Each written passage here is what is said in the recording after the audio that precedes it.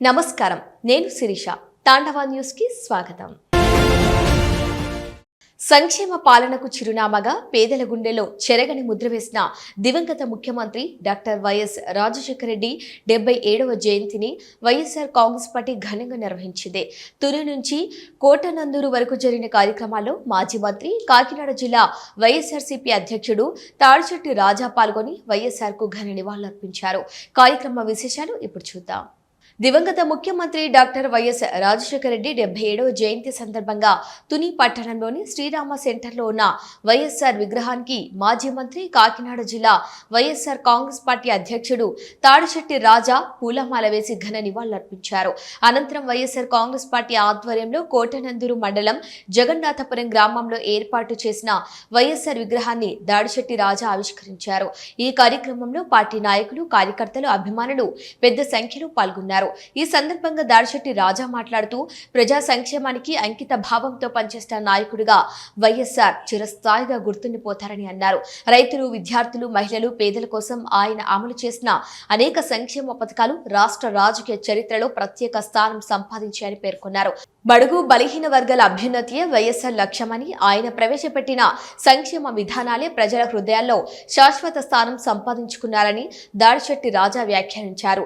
జయంతి వేడుకల్లో భాగంగా పార్టీ నాయకులు, కార్యకర్తలతో కలిసి కేక్ కట్ చేసి స్వీట్లు పంపిణీ చేశారు. అనంతరం సాయి శ్యామల వృద్ధాశ్రమంలో అన్నదాన కార్యక్రమం నిర్వహించడంతో పాటు ఏరియా ఆసుపత్రిలో చికిత్స పొందుతున్న రోగులకు పండ్లు, పలహారాలు పంపిణీ చేసి సేవా కార్యక్రమాలు చేపట్టారు.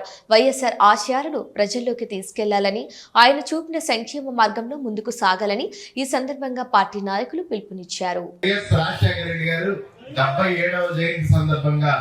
జగన్నాథపురం గ్రామంలో ఈ విగ్రహం ఆవిష్కరణ చేయడం చాలా అదృష్టంగా భావిస్తున్నాను.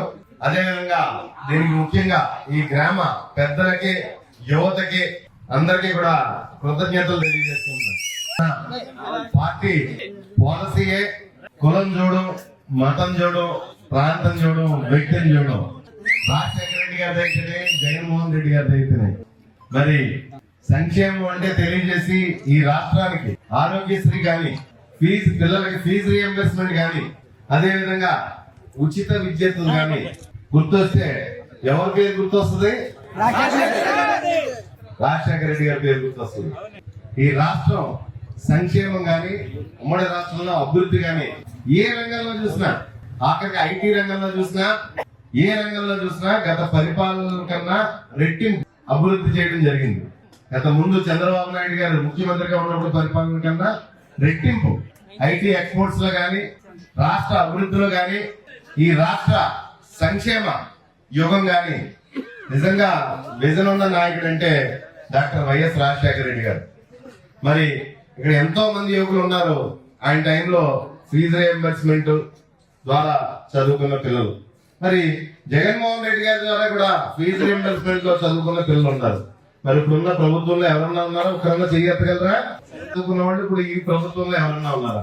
చాలా ఆనందంగా ఇంతమంది జనాల సమక్షంలో ఈ విగ్రహం ఓపెన్ చేయడం నాకు మరిపరాని రోజు కింద తెలియజేసుకుంటూ జోహార్ వైఎస్ఆర్, జోహార్ వైఎస్ఆర్, జై Jagan. Tandava News. For more updates, like, share and subscribe.